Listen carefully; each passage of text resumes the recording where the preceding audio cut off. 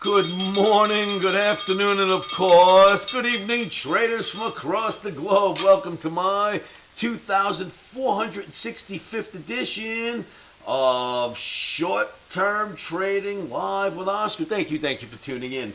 Traders, before we get started, please recognize the risks behind this game. It is very risky. Never ever trade without stops. In fact, talking about risk, let me just say, bad call for Wednesday. Tuesday night's call for Wednesday to get short.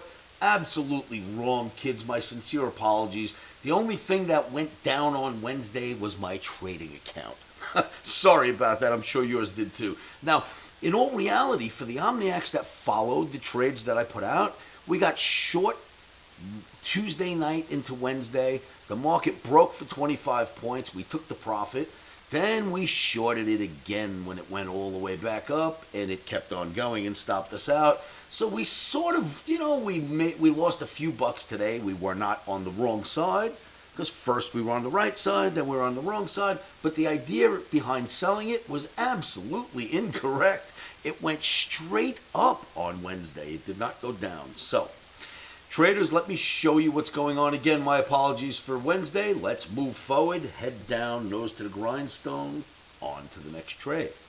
We've got a green Omni for trading on 9/8/22. That says Sunday, Monday. I don't know why. That should say Thursday. So for Thursday, the 8th of September, we've got a green Omni, meaning Omni wants us to buy the dips in Russell, S&P, or NASDAQ. Now, in last night's video, I pointed out the Omni. In fact, we were here, and I said, look, we are well below the Omni. It does not look good. You see where the market is, right? It looks scary. But then the market decided to go up instead, and what we end up with is right back up and back above the Omni average.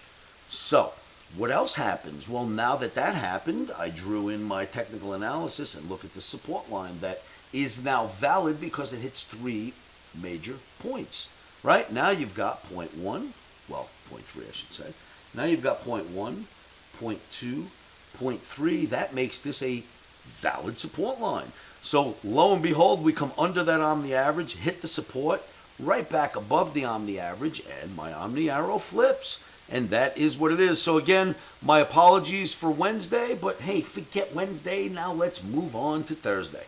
What I will say is, even though we've hit the support line in Russell, and it did bounce from that support line straight up, I am not going to remove Do Not Fall in Love with the Upside from my board because we are well below the street's beloved 200 bar moving average. That's all the way up here. So while we're under that, you better believe we have to be worried about selling major rallies.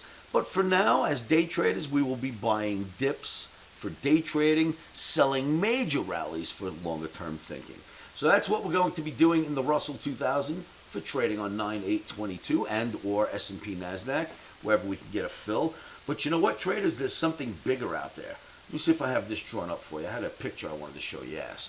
There's something bigger taking place out there. The big picture right now, the big gorilla in the room is crude oil.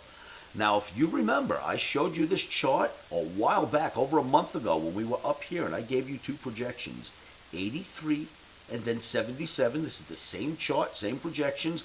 I even did a video about these projections on 8/4/2022. So if you want to go look at the video on 8/4/2022, you will see that I gave out those projections.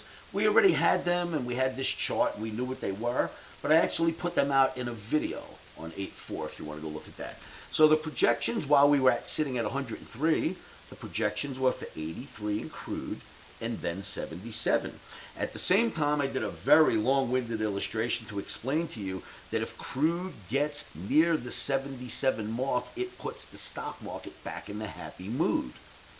Well, crude has already hit 83 and lower. It went all the way down to almost 80 on Wednesday. And lo and behold, after hitting the target, the stock market started to pop already. And we had a nice, big, strong up day. I assure you, we start getting near 77 in crude, and even interest rate hikes will not stop the S&P from rallying. So Crude has been the big nemesis. Yes, we've got inflation, but it's tapering. Crude has been the big nemesis for the stock market.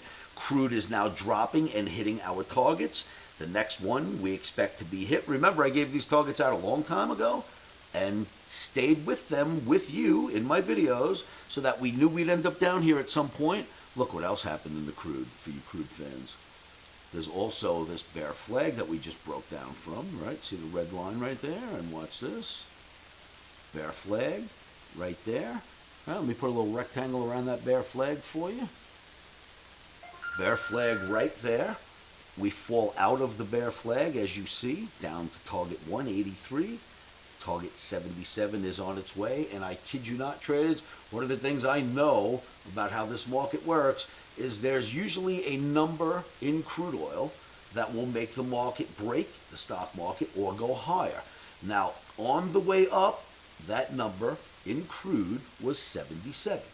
I showed it to everyone before we got there. We were in a big bull market in the S&P.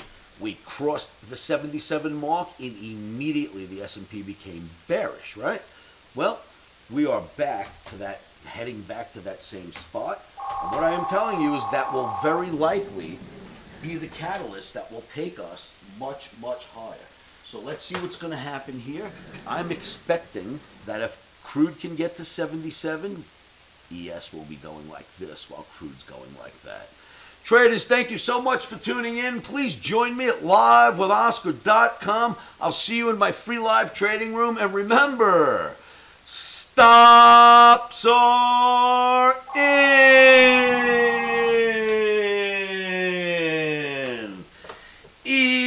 Emotions are out. Rock and roll, traders. I will see you all at livewithoscar.com.